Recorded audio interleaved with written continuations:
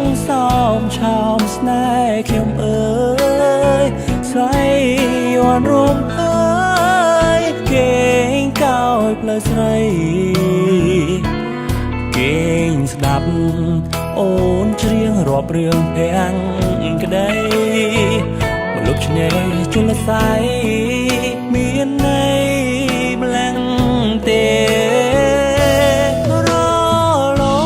ងការត្រែងប្រឡែងឆ្នេរខ្សាច់ទឹកខ្លាដូចពេញឆ្លងសាច់នាមេថ្ងៃបាញ់បបករល